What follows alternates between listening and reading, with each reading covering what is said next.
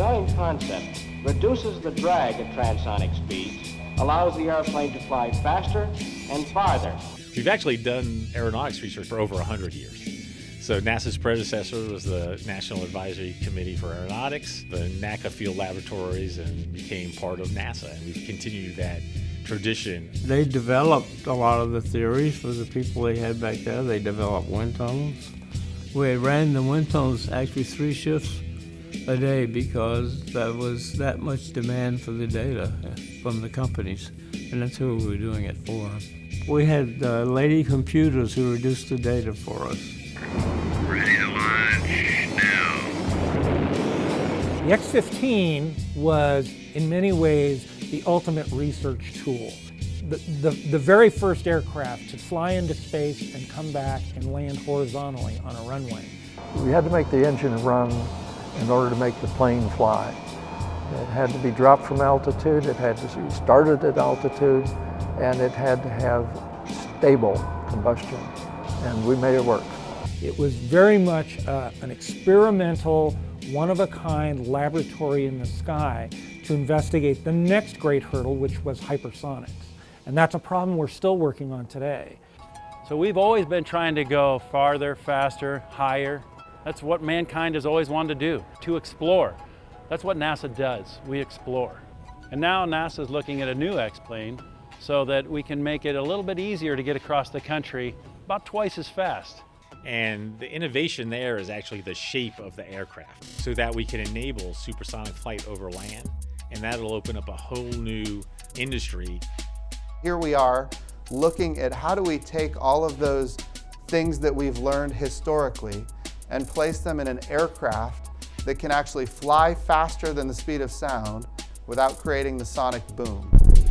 And if we can accomplish that objective, then people all across the United States, and in fact all across the world, will be able to fly faster than the speed of sound, and in fact they could fly multiple times the speed of sound without disrupting communities on the ground. We want to be at the very leading edge of technology when it comes to supersonic flight.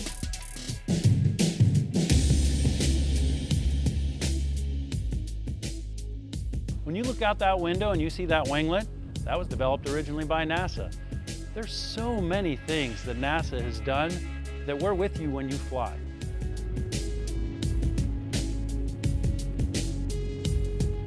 The computers used on the space shuttle, the prototype of those computers were actually flown on the F-8 digital fly-by-wire airplane. 80% of the world's commercial airliner fleet today use that same technology in order to fly their aircraft.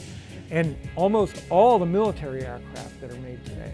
I remember the first time I was flying an F-18 Hornet, I was in a bit of turbulence and I thought I was holding the airplane steady and my flight controls were moving. Well, those technology and those capabilities were developed by NASA.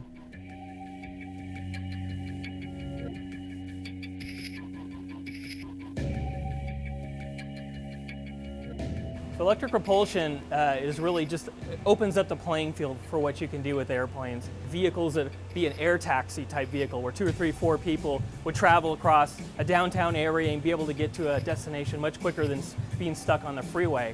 And so it's going to create all new types of designs for vertical lift, transitioning to forward flight. And the predictions are that we'll be 3 times more efficient.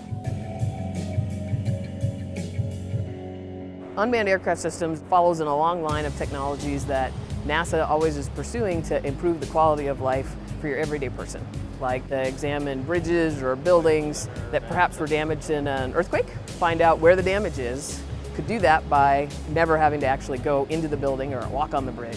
So that makes it safer for people. RTP straight in.